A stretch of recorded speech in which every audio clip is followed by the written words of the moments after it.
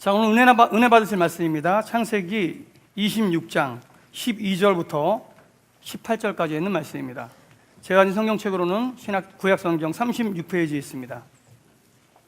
창세기 26장 12절에서 18절입니다.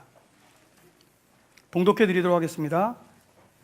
이삭이 그 땅에서 농사하여 그 해에 100배나 얻었고 여호와께서 복을 주심으로 그 사람이 창대하고 왕성하여 마침내 거부가 되어 양과 소가 떼를 이루고 종이 힘이 많으므로 블레셋 사람이 그를 시기하여 그 아버지 아브라함 때에 그 아버지의 종들이 판 모든 우물을 막고 흙으로 메웠더라.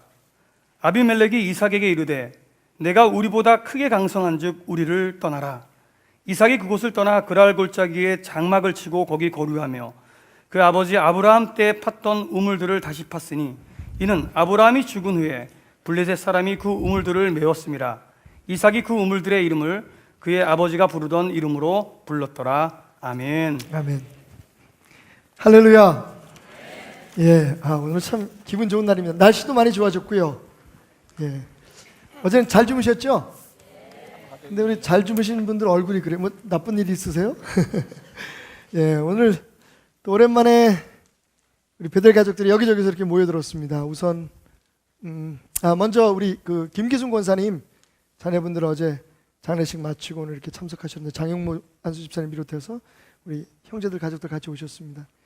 다시 한번 주님의 사랑으로 위로하고요. 여러분 예배 마치고 나신 후에 저쪽에 앉아 계신데 함께 좀 위로해 주셨으면 좋겠습니다. 그리고 아까 제가 미처 만나 뵙지 못했는데 우리 전만규 목사님 선교지에서 잠깐 오신 것 같은데 어디 계십니까? 전만규 목사님 사모님 오셨습니다. 우리 다시 한번 뜨거운 박수로 환영하겠습니다. 잘 오셨습니다. 또 우리 전만규 목사님 되게 반가워할 분 오셨습니다. 오늘 함춘호 집사님하고 우리 아들 되는 상욱이하고 또 피앙세하고 이렇게 같이 왔는데 오래간만에 오셔서 당하는 벌이라고 생각하시고 잠깐 자리에서 일어나십시오. 어디 계십니까?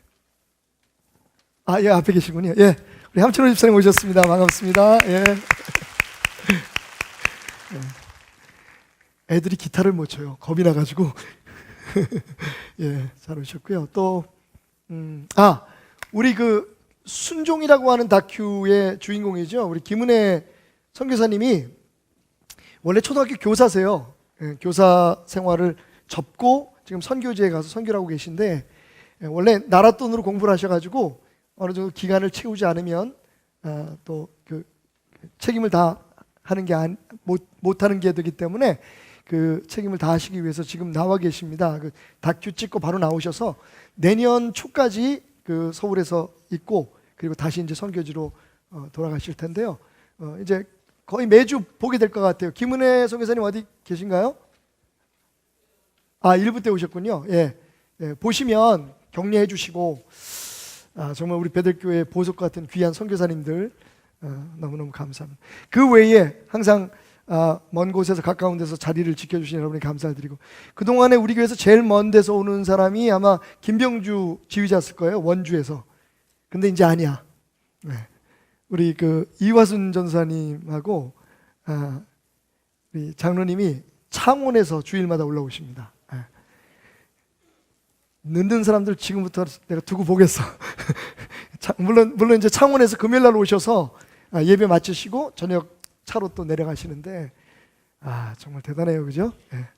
자, 우리 옆에 있는 분들에게 한 번만 더 인사합시다. 당신은 뭘 해도 잘 될 거야. 인사하겠습니다.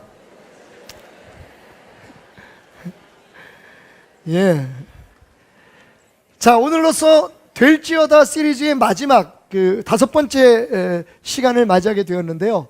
오늘 말씀의 제목은 뭘 해도 잘 될지어다. 뭘 해도 잘 되시길 주님의 이름으로 축원드립니다. 1분 좋댄다, 정말 좋댄다. 제 설교의 스타일을 아시면서 그러네.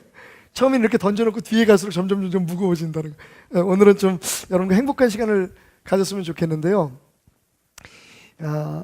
일본에 그 공무원도 했고 그 다음에 출가해서 승려도 했다가 출판사의 경영도 해보시고 그리고 나중에는 컬럼니스트로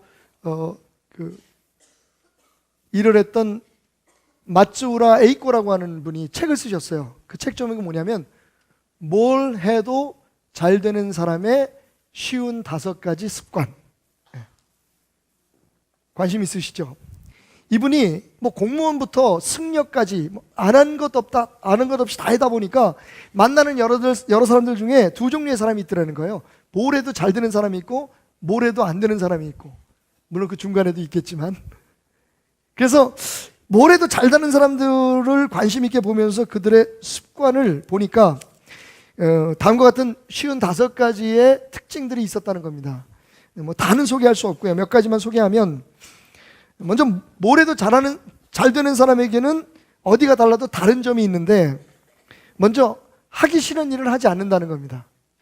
자기가 하고 싶은 일, 해야 될 일에 집중하는 사람이더라. 그러면서도 집착이 없더랍니다. 어떤 하나 일에 목숨을 거는 게 아니죠. 이거 아니면 안 된다라고 하는 마음이 없이 그저 자기가 그때그때 좋아하는 것, 할 수 있는 것들을 하면서, 또 한 가지는 고민거리를 의식하지 않는다는 거죠. 고민은 하지만 거기에 몰입되지 않는 특징이 있더라는 겁니다. 그 외에 이 사람들의 그 말하는 버릇도 다른데, 무슨 일을 하다가 힘이 들면, 아니 이 일도 어쩌면 재미있을지도 몰라 라고들 이야기를 하더라는 겁니다. 그리고 그러니까 인생이지 라고 이야기하는 것을 들을 수가 있었다는 거죠. 그리고 그 처세술, 사람들과의 그 관계를 갖는 면에 있어서도 여러 각도에서 사람을 바라보는 그런 그 태도를 갖고 있더라는 거죠. 그러니까 이 사람은 이래 라고 딱 단정 짓는 게 아니라 그 사람의 이런 면 저런 면들을 보고 그것이 자기의 삶에 어떻게 조화를 이룰 수 있는지를 찾는 사람들이더라. 뭐 여러 가지 많은 이야기가 있는데, 그 중에서 또 재미있는 건 뭐냐면, 무슨 일을 할 때, 뭘 선택할 때 3개월만 내 직관을 믿어보자 라고 하는 자세로 일을 하더라는 겁니다. 한번 어떤 생각이 떠오르면 나중에 비록 바꿀지라도 한 3개월 정도만은 내가 느끼고 내가 보는 대로 한번 해보자. 그런데 동시에 또 어떤 태도를 가지고 있냐면, 일관성은 없어도 좋다. 그러니까 예를 들면 내가 이 일을 했으니까 사람들이 보고 있는데 내가 이걸 잘못됐다고 해서 내가 안 된다고 해서 바꿔버리면 사람들이 날 욕하겠지, 내가 줏대 없는 사람처럼 보이겠지, 이런 생각이 오히려 없다라는 거죠. 그러니까 한 우물을 파는 데에 목숨을 거는 게 아니라 적어도 어느 기간 동안에 열심히 자기가 생각한 대로 해보다가 안 되면 또 바로 뒤집을 수 있는 그런 그 태도를 가지고 있었다. 그리고 한 가지 마지막으로 제가 쉬운 5번째가 뭐냐면요, 다음 차례의 인생을 맡길 줄 알더라. 그래, 내가 뭘 다 하려고 하는 게 아니라 내가 최선을 다하고 내가 소신껏 즐겁게 하다가 안 되는 일, 못한 일이 있으면 그것을 다음 차례, 후배라든지 다음 세대의 자녀들에게 그 일을 물려줄 줄 알더라. 그것도 아주 기분 좋게. 굉장히 심도 있게 연구한 내용인 것 같아요. 자, 근데 문제는 이게 이론이라는 거죠. 뭐 정말 이렇게 살 수 있으면, 제가 볼 때는 이 55가지만 여러분들이 지킬 수 있으면 정말 뭘 해도 잘 될 것 같아. 잘 안 되는 것도 잘 되게 만들 수밖에 없을 것 같아. 그런데 에이코라는 사람이 쓴 이 책이 이론을 바탕으로 한 거라면 진짜 그런 삶을 산 사람을 저는 오늘 여러분에게 소개하려고 합니다. 백무리 불여일견이라고 진짜 그런 사람이 있었어요, 성경에. 그게 누구냐면 오늘 우리가 함께 나눴던 말씀의 주인공인 이삭이라는 사람입니다. 자, 오늘 읽었던 말씀 창세기 26장 12절, 성경은 이렇게 말하죠. 이삭이 그 땅에서 농사하여 그 해에 100배나 얻었고 여호와께서 복을 주심으로 그 사람이 창대하고 왕성하여 마침내 거부가 되어 양과 소가 때를 이루고 종이 심이 많음으로 블레셋 사람들이 그를 시기하였다 라고 말하고 있습니다. 여러분, 이삭이라는 사람이 원래 본업이 뭡니까? 그 집안이 무슨 일을 하는 사람들이죠? 유목민이에요. 그러니까 여기서 양과 소의 떼가 무지무지 많았다. 자기 전공에서 성공한 거예요. 잘한 거죠. 요즘 자기 본업에서 이렇게 성공적으로 산다는 게 쉽지 않잖아요. 그런데 이삭은 원래 자기가 가업으로 해왔던 일, 목축업에서 두각을 나타냈습니다. 잘 된 거예요, 사업이. 거기까지는 좋은데, 근데 그 다음에 보니까 뭐냐면, 이 사람이 농사를 졌는데도 그 해에 씨를 처음 뿌린, 여러분 말씀드렸듯이 목축업자예요. 양치고 소치는 건 할 수 있어요. 그런데 농사는 아직 져본 적이 없는 사람이, 이 사람이. 그런데 남들 하는 거 보고 그냥 귀동냥으로 들은 정보로 씨를 뿌렸는데 그 해에 100배의 수확을 얻었다. 안 놀라시는군요, 여러분. 대단한 거예요. 자, 그 증거가 뭐냐면 그 땅에 살던 사람이 그런 이삭의 축복받음을 보고 그를 시기했다고 얘기합니다. 당연하죠. 이거 어디서 굴러먹던 개뼈다구야. 우리가 여기서 수십 년 동안 대대로 농사를 져왔는데 이렇게 된 적이 없는 거예요. 그런데 어느 사람이 갑자기, 이삭이라는 사람이, 하나님을 믿는다는 사람이 그냥 자기 그 식구들 데려와가지고 양 풀어놓고 소 풀어놓고 우리 농사 한번 지어볼까? 그러더니 아무 땅이나 골라가지고 거기다가 씨를 쫙 뿌렸는데 그 해에 빡 대박이 난 거야. 비전공에서 자기의 본업이 아닌 데서도 엄청난 성과를 올린 겁니다. 자, 목축업 성공했죠? 농업 성공했죠? 그런데 거기서 끝나는 게 아니라 그 다음부터 이어지는 얘기를 보면 여러분 잘 알다시피 이 이삭이 땅을 파면 파는 족족물이 나와. 내가 볼 때는 이 이삭이 이 시대에 살았으면 생수업을 해도 잘 됐을 것 같아. 물이 안 나오는 땅이에요, 거기가.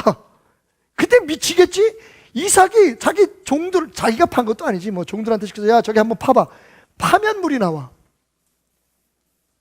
그러니까 이 사람들이 이거 아니야, 이거 우리 땅이야. 그래서 빼서 싸우지도 않아, 이삭이.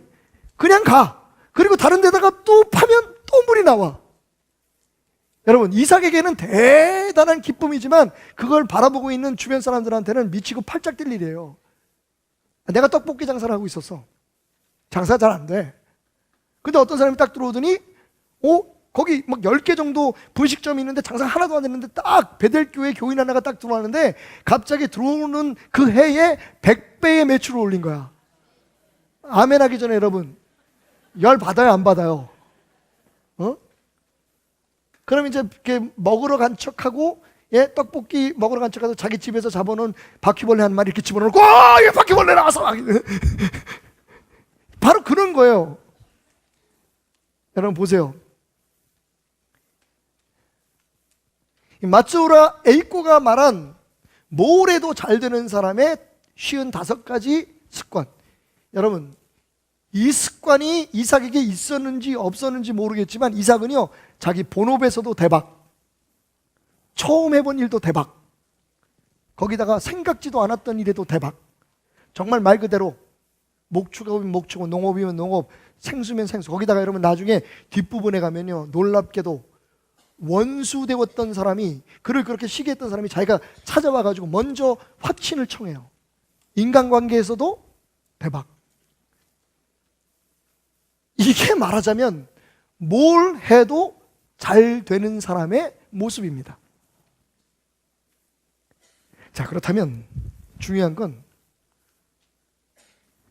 그 사람이 도대체 왜 그렇게 됐을까요? 뭘 해도 잘 되는 원인이 뭡니까? 성경은요, 분명히 이렇게 답을 주고 있어요. 다시 한번 12절을 읽겠습니다. 멀리 갈 것도 없어요. 그 한 절에 답이 있습니다.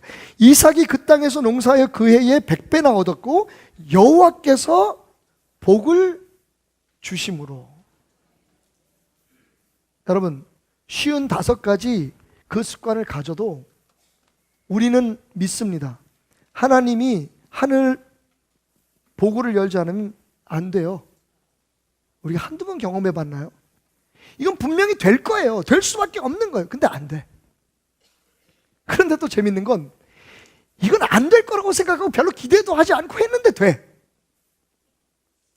사람들은 그래서 운이라고 얘기할 수도 있고, 어떤 사람은 재수가 좋아서 뭐 연대가 맞았다느니 뭐 이런 얘기로 표현할 수 있지만, 우리 입장에서 보면 이건 하나님이 되게 하신 거다. 특별히 이렇게 그 해에 자기의 비전공 분야에서 100배의 축복을 얻을 수 있는 건 이건 우연도 아니고 어떤 환경적인 요인도 아니고 그 사람이 재수가 좋아서도 아니고 이건 하나님께서 대놓고 복을 주지 않으시면 불가능한 일이다. 아멘? 이제 인사를 좀 더 성숙하게 해야겠죠. 자, 옆 사람에게 이렇게 인사합시다. 당신은 뭘 해도 잘 될 거예요. 장아. 이게 담임 목사를 닮아가지고 이렇게 다 승질들이 급해. 끝까지 들으시려니까. 당신은 뭘 해도 잘 될 거예요. 하나님이 복 주셔서. 아니, 다 외우긴 하시겠어요? 네. 자, 시작. 인사하겠습니다.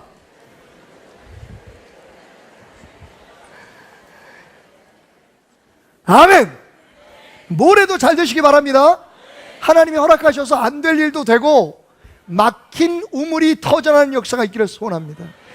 근데 여러분, 이제 여기서 끝날 수가 없는 게, 그럼 도대체 이삭이 뭘 했길래 하나님께서 그에게 그렇게 축복을 주셨느냐 하는 거죠. 이게 이제 오늘 가장 중요한 부분입니다. 뭘 해도 잘 되는데 하나님이 복 주셔서. 그런데 하나님이 왜 이삭에게 복을 주셨을까? 알라스카에 한 젊은이가 살았는데 비바람이 모질게 치는 날이었어요. 술이 땡긴 거야. 예? 꿀꿀하고. 알라스카는 여러분 알다시피 6개월이 밤이고 6개월이 낮이잖아요. 근데 도대체 뭐 할 것도 없는데 바람은 왜 이렇게 부는지. 그래서 술집에서 술을 거나하게 먹고 취해가지고 이제 길 밖으로 나왔어요. 집으로 가야 되니까. 예. 바람은 불고 추워.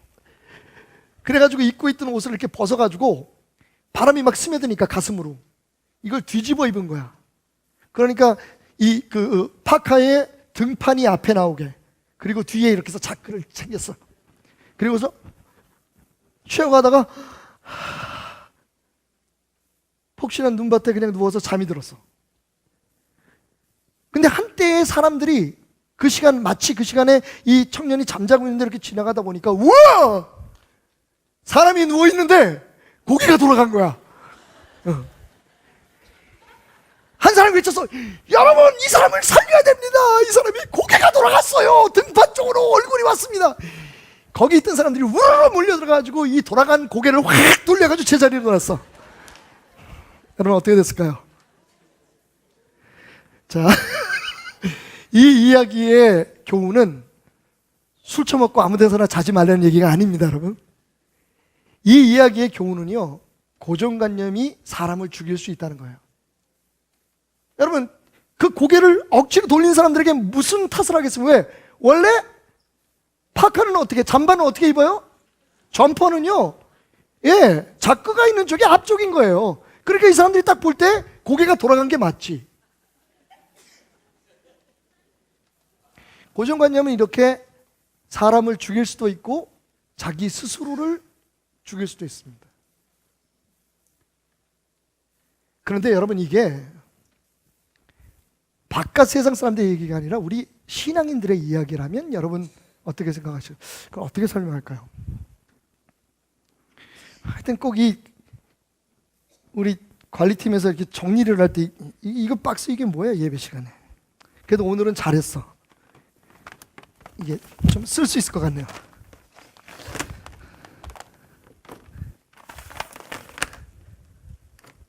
예, 이 박스 좀 잠깐 쓰겠습니다, 박철종 목사님. 그 다음부터 정리 좀 깨끗이 해요. 자, 박스가 있습니다. 근데 우리 박철종 목사님 기도를 요새 많이 하시면 영안이 열려가지고 여기다가 내가 하고 싶은 말을 이렇게 써놨네. 종교라고. 자, 이 박스는 종교라는 박스입니다.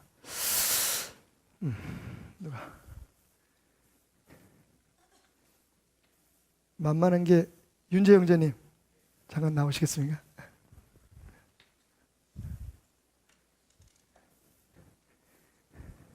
편해서 부른 게 아니라 딱 보니까 네 얼굴이 환하게 빛나는 거야. 너무 잘생겨가지고 누구 집 아들인지.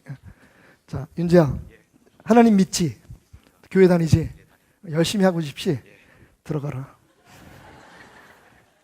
들어서 이렇게 앉아. 아니, 이렇게 돌아앉아. 날 보고 왜? 야, 또 목사님 그렇게 성도님들 보고 이렇게 앉아?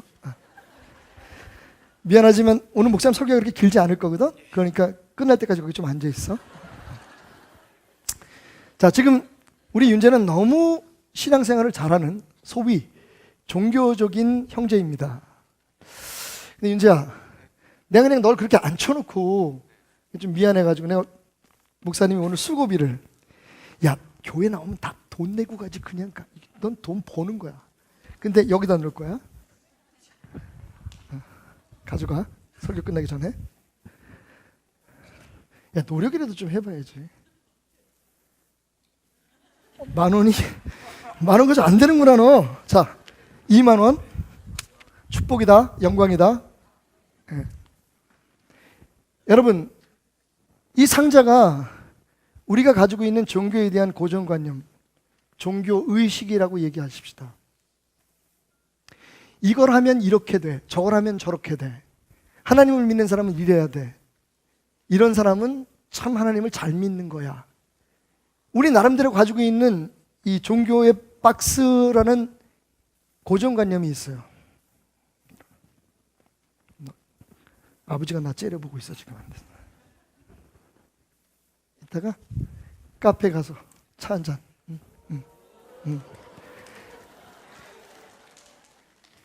빨리 나오면 그걸 가져갈 수 있는데 이 사람이. 그래. 자, 우리 윤재 형제에게 박수 한번 부탁합니다.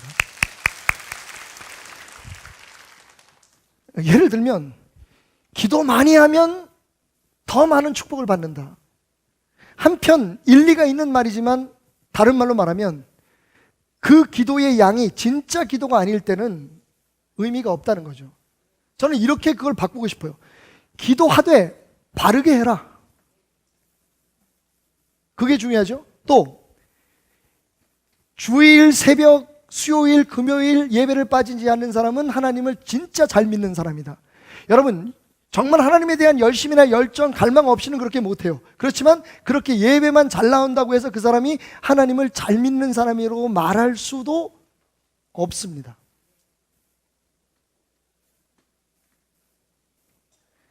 이 오스왈드 챔버스라고 하는 사람이 주님은 나의 최고봉이라고 하는 그 묵상 책을 냈는데요. 6월 8일자에 아주 충격적인 말을 듣고 제가 아주 온몸에 전율이 흘렀습니다. 그게 무슨 말이냐면 순종의 모조품은 열심이다. 사람들이 다 순종한다 그래요. 나 순종해서 산기도가, 나 순종해서 누구한테 기도받으러 가, 순종해서 나는 지금 새벽 예배 나오고 있어, 나는 순종해서 신학교 들어와, 나는 순종해서 성가대하고, 나는 순종해서 뭐해. 근데 여러분, 순종이란 뭡니까? 하나님의 뜻에 내가 순순히 응하는 거잖아요.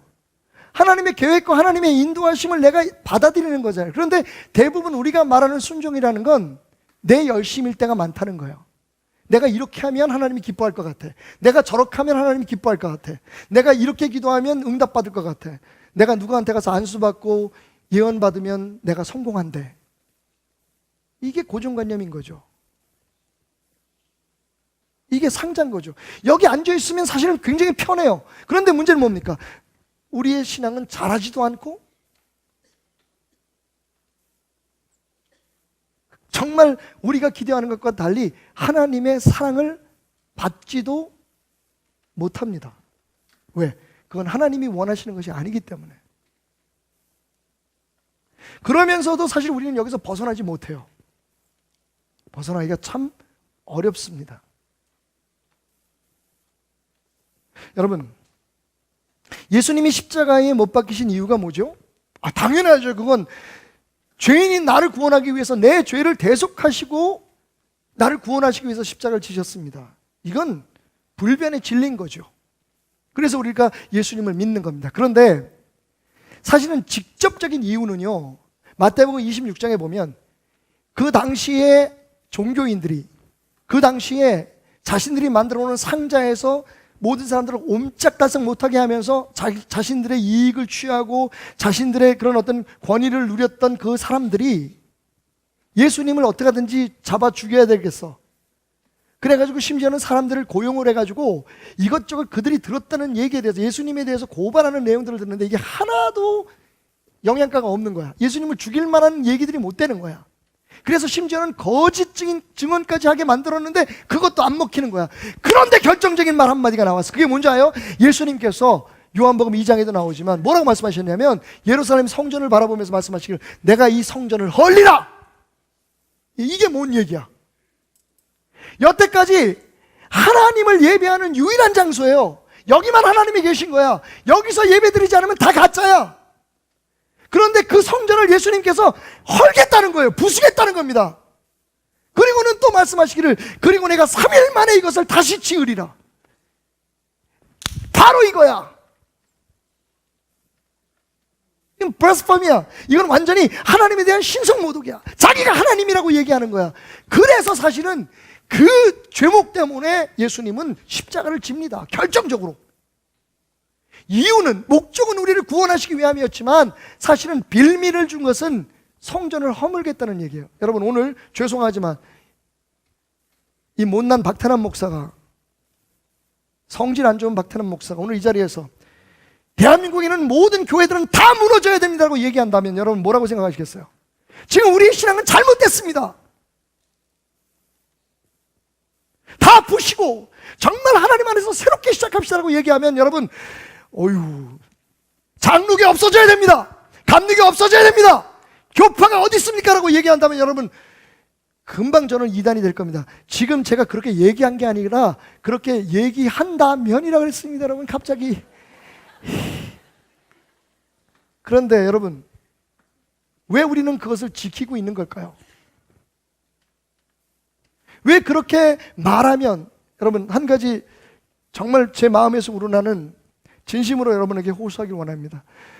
여러분, 제발 그렇다고 해서 비판적이고 부정적인 신앙을 갖지 마십시오. 그것 또한 하나님 앞에 죄입니다. 그게 제가 설교하다가 진리를 얘기하려면 비진리인 것에 대해서 어쩔 수 없이 지적을 하고 공격을 해야 되기 때문에 제가 비판적일 때가 많아요. 근데 대안이 없는 비판은 아무런 의미가 없다는 것을 다시 한번, 여러분, 비판은 그냥 저만하게 내버려 두시고요. 여러분들은 좋은 것만 보셨으면 좋겠어요. 그럼에도 불구하고 갈아엎을 건 갈아엎어야 됩니다. 왜 못 버립니까, 여러분? 왜 못 부숩니까? 예수님께서 부시자고 얘기하는데 왜 우리는 못 부실까요? 그걸 부시면 불안해지거든요. 이 상자를, 여러분, 이 상자를 엎어버린다면 여러분 불안해지거든요. 어디가 있어야지?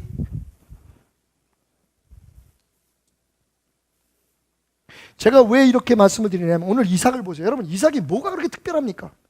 이삭이 뭘 했죠? 성교원금을 1,000,000원을 했습니까? 교회를 3개 세웠습니까?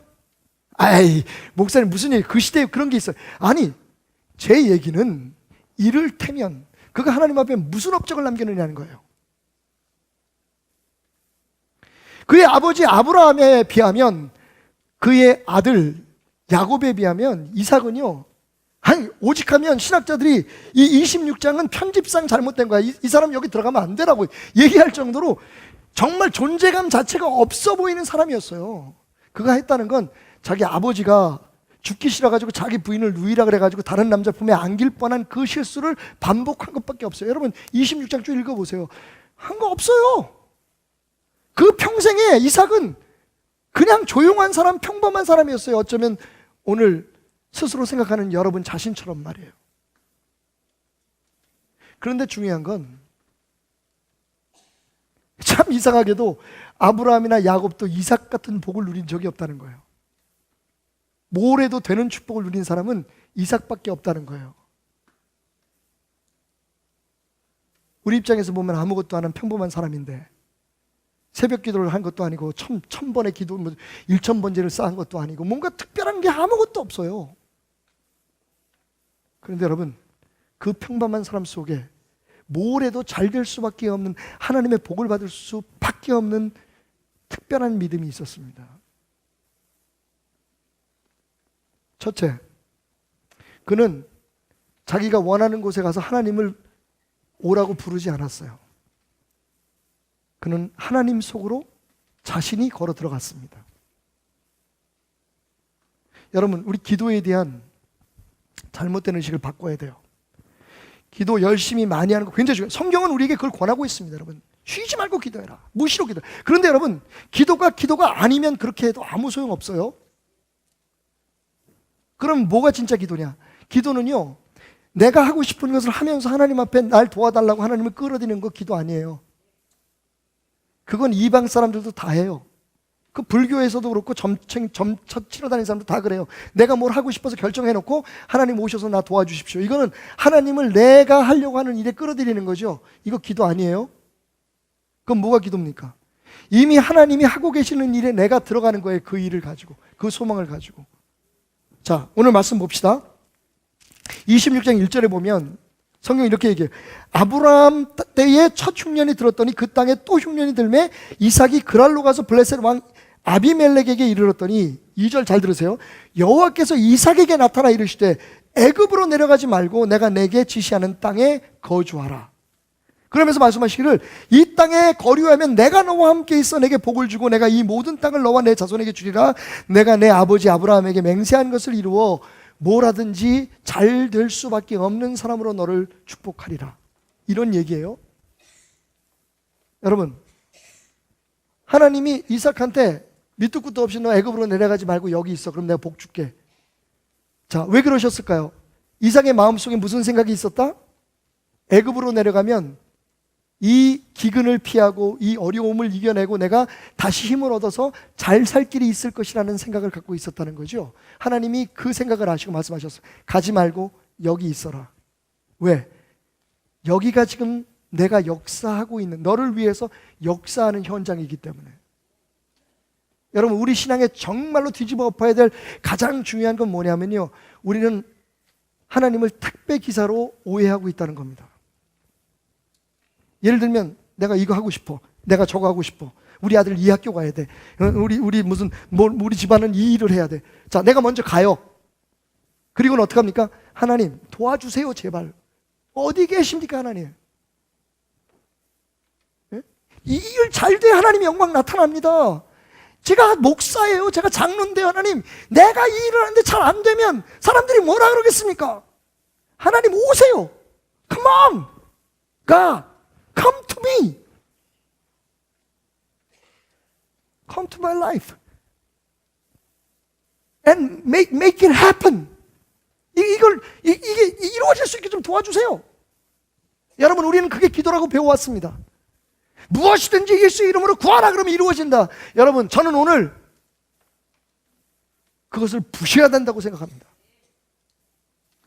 기도는 하나님이 일하고 계신 것 속에 내가 들어가는 거예요. 왜? 하나님은 지금도 어제도 그리고 내일도 나를 위한 완벽한 계획 속에 역사하고 계시니까. 여러분들이 멀뚱멀뚱 바라보시는 거니까 이해가 잘 안 가시는 것 같아요. 좀 충격이 되시나요? 쉽게 설명하겠습니다. 여기 1000피스짜리 퍼즐이 있습니다. 1000개의 조각을 맞추면 여러분, 빈센 반 고흐가 그린 이 해바라기라고 하는 아름다운 작품이 됩니다. 여러분, 지금 우리의 신앙은 어떠냐면요, 이 그림을 보면서 이건 빈센 반 고흐가 그린 해바라기야, 나는 지금 저런 삶을 살고 싶어, 해바라기 이렇게 완성된 삶을, 이게 내 삶의 목표라면 이걸 보고 이걸 배우고 여기에 대한 지식을 갖고 나는 그렇게 사는 줄 알아요.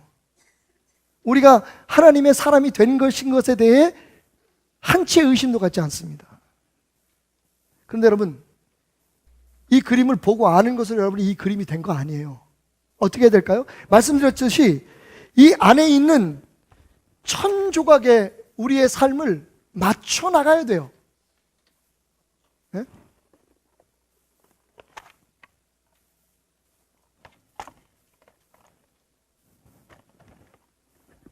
안 삐뚤어졌죠? 아니, 안 뒤집어졌죠? 자, 이게 여러분의 삶입니다. 이 안에요, 이런 조각들이 있어요. 이게 가족일 수도 있고요, 이게 뭐 고부관계일 수도 있고, 사업일 수도 있고, 학업일 수도 있고, 내 미래일 수 있고, 하루하루의 삶이라고 생각하세요. 이 1000조각의 조각을 맞춰 나가는데 어느 날은 진짜 아닌데, 정말 기분 좋게 이게 딱 들어맞는 조각을 만날 때도 있어요. 그럼 우리는 그게 할렐루야 아멘 하나님 축복하셨다고 생각해요. 그런데 어느 날은 며칠 동안 계속해서 맞는 걸 찾지 못해. 그러면 에이 하나님이 날 안 도와주시나 보다, 뭔가 잘못됐나 보다 생각해요. 여러분, 분명한 사실은요, 이 안에 있는 천조각은 나를 하나님이 만들어 가시는 그 계획은 변치 않습니다. 그대로 다 있어요. 단지 오늘 다른 조각을 잡았을 뿐이죠. 그걸 계속해서 실망하지 않고 제자리에 놓다가 보면 어떻게 돼요? 결국 해바라기가 되는 거예요. 이걸 이름하여 뭐라고 얘기하냐면 종말론적인 신앙이라고 얘기를 해요. 여러분, 세상에서 살아가는 사람들의 태도, 하나님을 모르는 사람들과 혹은 다른 신을 섬기는 사람들과 우리의 차이가 뭔지 아세요? 우리는 이미 하나님께서 완벽하게 그려놓으신 그 삶의 한 조각들을 지금 맞춰가는 삶을 살고 있다는 겁니다. 최선을 다해서 오늘 하나님이 주신 내 삶을 순복함으로 순종함으로 받아들인다는 거예요. 그러니까 실망하지 말아야 돼요. 그게 사도 바울이 기뻐하라는, 옥에 갇혀 있으면서 사람한테 기뻐해라. 너희 안에 착한 일을 시작하신 이가 예수 그리스도의 날까지 그것을 이루실 줄을 믿노라. 이게 종말론적인 신앙이에요. 우리는 이미 결론 낮은 삶을 채워가며 사는 거예요. 세상 사람들은 근데 그걸 몰라요. 그러니까 매일매일 자기가 노력하고 오늘 내가 애쓰고 내가 수고하고 내가 하는 행동에 따라서 내 인생의 미래가 바뀐다고 생각하는 거예요. 끝을 모르는 삶을 사는 거예요. 우리는 이미 예수님을 만나고 천국에 가고 영원히 살 것이 보장되어 있는, 그러니까 오늘 우리는 미래를 살고 있는 거예요. 이게 종말론적인, 우리는 지금 끝을 살고 있는 거예요. 이게 종말론적인 신앙인 거예요. 그런 의미에서 볼 때 기도란 내가 바라고 원하는 것을 하나님의 힘을 어떻게 끌어들여서 이루는 게 아니라 하나님이 지금 나를 통해서 세우신 그 계획 속에 내가 들어가는 거예요. 그게 순종인 거예요. 이삭이 아무것도 안 했다고요? 제가 볼 때는 인생에 있어서 가장 힘든 그것을 해냈어요. 그냥 끌려가는 것 같다고요? 바보처럼. 요즘 그런 아버지 있으면 자식들이 욕합니다. 우리 아버지는 덩실인가 봐. 아이고 싸우지도 못해. 저 그렇게 어떻게 해서 판 우물인데 그 우물을 지키기 위해, 저 사업을 지키기 위해서, 이 재산을 지키기 위해서 하다못해 싸우다가 잃어버리기라도 해야지. 왜 싸우지도 않고 그냥 양보하고 가는 거야? 여러분, 이삭에겐 그건 아무런 의미가 없었어요. 왜? 내가 지금 하나님의 계획 속으로 들어가고 있으니까요. 그게 지금 내 형편에 내가 기대하는 것에 맞지 않았을 뿐이지 실패한 게 아니거든요. 나는 성공할 수밖에 없어요. 나는 해바라기가 될 수밖에 없는 존재입니다. 그게 신앙인 거예요. 그러니까 기도가 바뀌는 거예요. 하나님 오셔서 나 좀 도와주세요, 이거 이루어 주셔서가 아니라, 하나님 내가 이런 계획을 가지고 이런 꿈을 가지고 있는데 하나님 뜻에 합당한가요? 하나님 뜻에 합당하다면 하나님 뜻대로 이루어 주십시오. 내가 그걸 위해서 해야 할 일이 무엇인지를 내게 말씀해 주십시오. 내가 어찌하여야 하나님 안에 머물 수 있겠습니까? 하나님 계획 안에 거닐 수 있겠습니까? 여러분, 이삭은요 다른 거 아무것도 안 해서 하나님께서 가지 마 그러니까 그냥 머물러 있었던 것 뿐이에요. 근데 그게 그냥 머물러 있었던 게 아니에요. 우리는 다 어떻게 해요? 뭔 소리야 하나님, 내가 애굽에 가겠다는데, 내가 사업하겠다는데, 내가 이거 하겠다는데 왜 날 막는 거야? 하나님 어디 계시니? 그냥 도와주시면 되지. 되게 참견을 많이 해.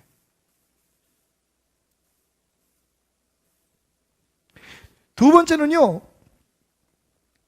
이 이삭이 번영이 아닌 예배를 그 삶의 최고의 목표로 삼았다는 겁니다. 우리는요 예배 드리는 이유가 번영하기 위해서예요. 다 그런 건 아니고요. 대부분 그래요. 99.9999999.99% 말도 안 나와. 너무 편안하게 아픈 얘기를 해서 죄송합니다만, 기도하는 목적이 뭐예요? 축복받는 거예요. 예배드리는 목적이 뭐예요? 축복받는 거예요. 그런 면으로 보면 이삭은 정말 바보입니다. 왜? 오늘 읽진 않았지만 말씀을 계속 읽다 보면요, 22절부터 이삭이 거기서 옮겨 다른 우물을 팠더니 그들이 다투지 아니하였으므로 그 이름을 르호봇이라 하여 이르되 이제는 여호와께서 우리를 위하여 넓게 하셨으니 이 땅에서 우리가 번성하리로다 하였다. 드디어 이삭이 자기가 원하는 그 땅, 자기 가족들을 위해서 풍부한 땅과 물이 흐르는데 빼앗기지 않는, 이제는 원수들 그걸 자꾸 내가 하는 사업, 내가 하는 일을 방해하는 사람들 중에서 다 손을 놓고 다 물러가 버렸어. 이제는 그냥 편안하게 살면 돼. 여기서 집을 짓고 여기다가 땅을 확장하고 내 재산을 늘리고 그래서 자손들 번식하고 와 회장님 되면 돼. 근데 여러분, 이 사람 왜 이럽니까? 23절에 보니까 이삭이 거기서부터 브엘세바로 올라갔더니, 그리고 25절, 이삭이 그곳에 제단을 쌓고 여호와의 이름을 부르며 거기 장막을 쳤더라. 만약 이삭의 최종적인 목표가, 궁극적인 인생의 목표가 잘 먹고 잘 사는 거였다면 가지 말았어야죠. 그런데 이삭은 그 번성하고 부유했던 삶을 남겨두고 빈손으로 하나님 앞에 예배하러 갑니다. 이게 하나님의 사람들의 삶이에요. 이런 사람이 하나님의 사랑을 받고 복을 받는 겁니다. 하나님을 속일 수 없잖아요. 우리가 아무리 열심을 내고 교회 무슨 하고 희생을 하고, 여러분 다 좋은 겁니다. 그건 분명히 우리가 하나님에 대한 얼마나 갈망과 열망을 가지고 하나님이 우리에게 주시기를 원하시는 축복에 대한 어떤 기대를 갖고 있느냐를 보여주는 거기 때문에. 그런데 문제는 뭐냐면요, 그게 목표가 되면 하나님도 아세요. 네가 나를 믿는 이유가 뭔지 나는 아는데, 그건 다른 종교, 다른 미신들이 믿는 것과 똑같은 거예요. 그래서 제가 종교라는 상자를 엎어버리라는 겁니다. 우리는 하나님과 사는 거예요. 하나님의 계획 속으로 내가 들어가는 거예요. 하나님보다 지혜 있는 자가 누가 있습니까? 우리가 어떻게 그 비법을, 그 방법을 알아가지고 이 땅에서 대박을 치는 게 아니라 하나님이 하실 수 있도록 우리 자신을 드리는 거예요. 예배가 최종적인 목표가 돼야 돼요. 여기서 예배 드리고 은혜 받아서 밖에 나가서 성공하겠다가 아니라 이 예배 자체가 우리의 목표가 돼야 돼요. 그것을 위해서 우리가 창조되었고, 그것을 위해서 하나님이 우리를 부르셨다는 사실을 알아야 돼요. 죄송하지만 그래서 개신교 외에 다른 어떤 기독교에 탈을 쓰고 있는 모든 종교들이 잘못됐다는 겁니다. 내가 이렇게 하면 저렇게 된다고 가르치는 것이 잘못된 겁니다. 종교의 본질이 그거예요. 내가 할 수 없는 것을 절대자의 힘을 빌어서 이루어 보자는 거. 기독교는 종교 아닙니다. 여러분 정신 바짝 들게 하는 증거를 하나 보여드릴게요. 여러분 생각할 때 그렇게 산과 들로 쫓아다니면서 진짜 뭐 열심을 다하고, 어떤 목사들이 시키는 대로, 어떤 목회자들이 시키는 대로 막 그냥 자기 거 다 쏟아놓고 가정이고 뭐고 다 돌보지 않고 이 이단들에 빠지고 이런 사람들이 잘 될 것 같죠? 그래야 되는 거잖아요. 왜 그렇게 열심히 하는데 왜 안 됩니까? 그게 옳다고 그렇게 쫓아가는데 왜 지지리공상 그렇게 살아야 되는 겁니까? 가정은 다 파괴되고, 모든 생활은 무너져 버리고. 하나님이 원하시는 사람이 그런 걸까요? 하나님이 원하시는 건 나와 함께 살자는 거예요. 내 말에 순종하라는 겁니다. 내 뜻에 순종하라는 거지, 네 뜻을 내가 도와주는 힘으로 이루어라, 그래서 네가 이름이 높아지면 내 이름도 높아질 것이라는 얘기 아닙니다. 자, 그 증거 마지막으로, 이삭은요 꿩 대신 닭이 아니라 이삭의 삶이 닭 대신 꿩임을 보여준 사람입니다. 한번 따라해 봅시다. 닭 대신 꿩임을 보여주자. 여러분, 이삭이 번성할 때 100배 축복받죠? 재산 늘어나죠? 막 잘 나갈 때 어떻게 했습니까? 아비멜렉이, 블레셋의 왕 아비멜렉이 와가지고 너 가. 너 우리 땅에 와서 너 뭔 짓 하는 거야? 난 네가 우리보다 더 세지는 것을 볼 수가 없어. 여러분, 오히려 우리가 생각하는 축복을 받고 번성하고 사업이 잘 되고 그가 하는 모든 일들이 막 번성하는 것처럼 됐을 때는 여러분, 아비멜렉이 와서 쫓아냈어요. 그런데 뒷부분에 보면 26절 보면 아비멜렉이 자기 발로 걸어옵니다. 친구들 데리고, 군대 장관 데리고, 사령관 데리고 와요. 그리고는 이삭 앞에 머리를 조아리면서 이렇게 얘기합니다. 우리 친구하자. 그러면서 뭐라고 얘기하는 줄 아세요? 여호와께서 너와 함께 계심을 우리가 분명히 봤다. 여러분, 부자 된 것에서 봤다고요? 아닙니다. 그가 막 잘 나가고 주변 사람들이 이루지 못한 어떤 업적을 이루었기 때문에 하나님이 함께 했다고요? 우리는 그렇게 생각하고 있어요. 그래서 그렇게 기도합니다. 하나님, 우리 자식이 어떻게 돼서, 내가 어떻게 돼서, 내가 하는 일이 어떻게 돼서, 내가 막 높아져가지고 그래서 사람들이 내가 잘 되는 걸 보면서 하나님이 나를 도와줘. 그래서 정말 이건 정말 제가 성격이 못돼서 말씀드리는 건데, 여러분, 장혜진 선수가 정말 신실한 크리스찬이에요. 활 쏴서 이겼어요. 금메달 땄습니다. 하나님의 은혜라 그럽니다. 그런데 그 외에 다른 사람들은 불교 믿어요. 금메달 땄어요, 진종호가. 누구 뜻입니까? 흔들리면 안 돼요, 여러분. 우리가 하나님이 절대자이며 하나님 이외에 우리에게 복 주실 분이 없다는 것을 알아야 하지만 동시에 여러분, 그 하나님은 공평하시고 공의로우신 분이라는 것을 잊지 말아야 돼요. 내가 뭘 했기 때문에 하나님이 나를 축복 주시는 게 아니라 하나님 안에 내가 머물러 사는 삶을 지금 이루어가기 때문에 내가 하나님 앞에 축복을 받고 있다는 것을 기억해야 합니다.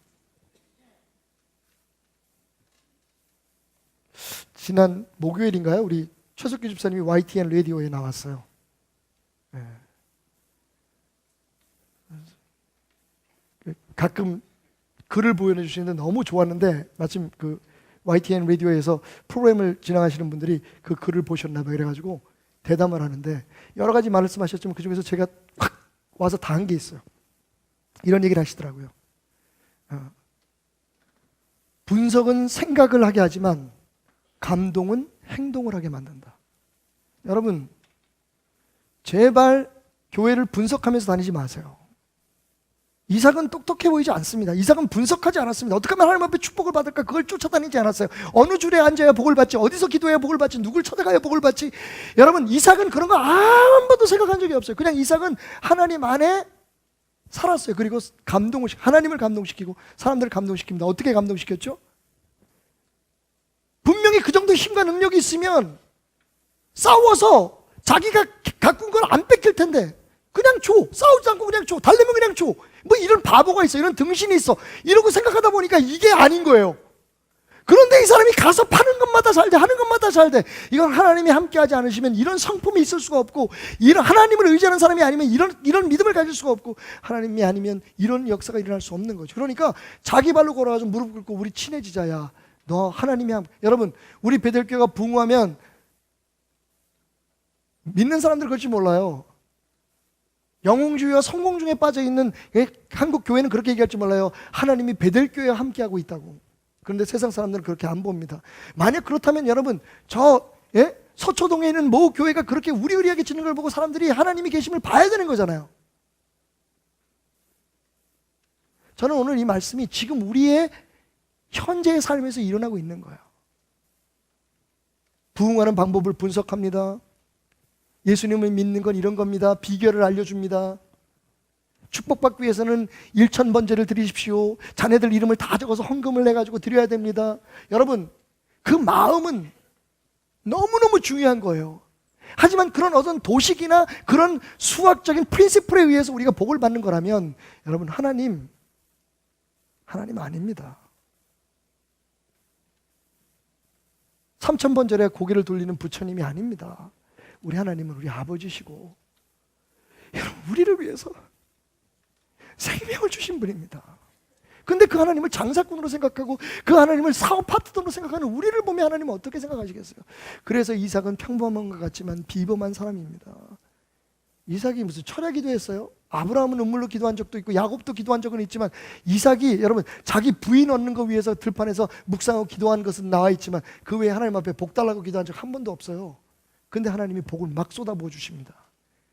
그래도 깨닫지 못한다면 우리는 심각한 상자 증후군에 빠져 있는 겁니다. 제 결론은 이겁니다, 여러분. 하나님 지금 역사를 이루고 계세요. 일희일비하지 마세요. 오늘 내가 원하는 조각을 받지만 내일이 오늘과 연결되지 않을 수도 있어요. 그런데 그건요, 여러분 하나님이 이루시는 큰 일 가운데 한 것뿐이에요. 한 조각일 뿐이에요.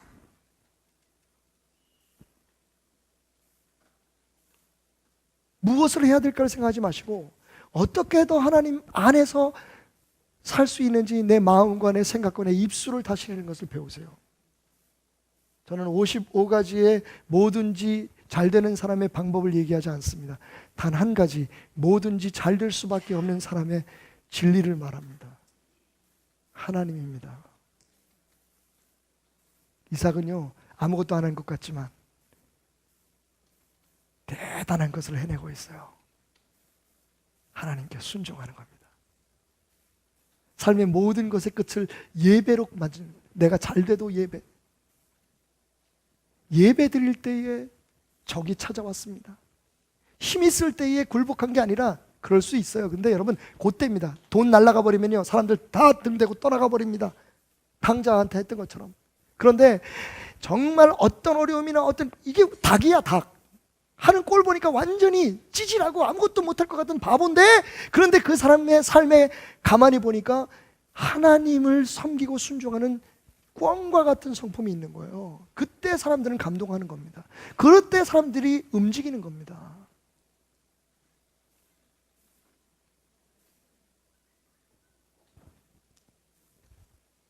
우리는 지금 우리의 인생이라는 조각을 오늘도 맞춰가고 있습니다. 자, 때로는 우리의 삶에 어둠이 닥쳐올 때가 있죠. 막막하고 깜깜합니다. 우리는 어쩔 줄 몰라서 헤매면서 이렇게 얘기하죠. 하나님 어디 계십니까? 하나님 내게 오십시오. 나를 도와주십시오. 그런데 하나님은요 이미 우리를 위한 그 삶을 예비하시고 저기서 축복하고 계시는 겁니다. 하나님은 지금 저기 계시는 거예요. 그런데 우리는 지금 자꾸만 여기서 하나님을 오라고 합니다. 하나님 오세요. 우리가 안 온다고. 하나님 어디 계십니까? 내가 뭐가 잘못됐나요? 내가 뭘 더 해볼까? 내가 뭐 정성이 부족했나? 어떻게 하면 될까? 내 아들을 목사로 바쳐볼까? 여러분 다 중요한 일이지만 답이 아닙니다. 하나님은 지금 저기서 축복을 내리고 계십니다. 그날에 머물러라. 그리고 내 명령대로 양보하고 용서하고 저주오라. 하나님은 저기서 지금 역사하고 계십니다. 그러면 방법이 없어요. 내가 하나님을 부르는 게 아니라 하나님께로 나아갑니다. 이렇게 빛 속에 하나님의 역사심 속에 내가 지금 들어온 겁니다. 여러분 제가 보이십니까? 제가 지금 광명을 찾았습니다. 하나님을 끌고 가고 하나님을 내 삶에 끌어들이려고 하는 게 아니라 하나님이 계시는 곳으로 하나님의 역사심 속으로 마침내 내가 내 자신을 내 고집을 버리고 하나님 앞에 온 겁니다. 그리고 저는 당연히 어떠한 상황에서도 하나님을 예배하겠죠.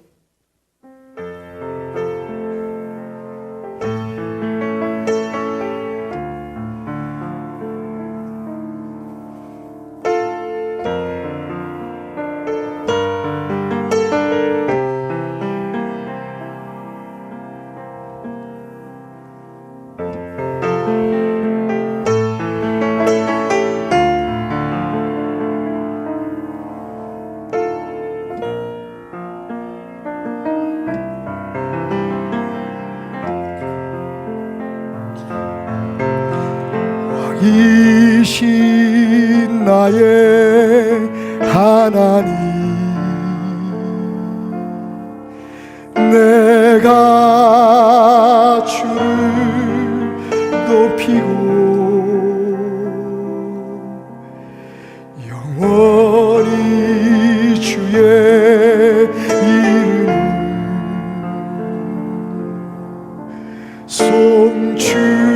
송축하리. 저는 하나님을 찬양합니다. 왕이신 나의 하나님 내가